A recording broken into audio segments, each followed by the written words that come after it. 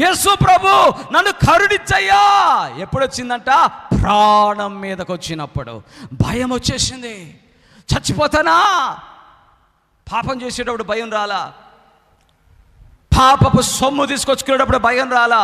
అయ్యో, ఏ కన్న తల్లి కన్న బిడ్డో ఆ బిడ్డను తీసుకెళ్ళి ఆ పాపపు కోపములో అమ్మి వేస్తున్నానే, ఎంత నరకం అనుభవిస్తుంది ఆ బిడ్డ పోయి ఎంత బాధపడుతుంది, ఎంత వేదన పడుతుంది, ఆ తల్లిదండ్రులు ఎంత వేదన పడతారు ఆలోచించరా? ఎటు సస్తే నాకేందులే, ఎవరేమైపోతే నాకేందులే, నాకు డబ్బు వచ్చిందా రాలేదా, నా చేతుల్లో డబ్బు పడిందా లేదా, నేను ఈ డబ్బు తీసుకెళ్ళి తాగానా, సుఖ సౌఖ్యములతో లేదా సౌభాగ్యములతో లేదా భోగ భాగ్యాలతో నేను ఉన్నానా అనుకున్నాడు. కానీ చెప్పండి దేవుని బిడ్డలారా, ఎప్పుడు కూడా పశ్చాత్తాపపడలా. ఎప్పుడు పడ్డాడు తెలుసా? తన మీదకి ప్రాణ భయం వచ్చింది, మరణాన్ని అంచులోకి వెళ్ళిపోతున్నాడు.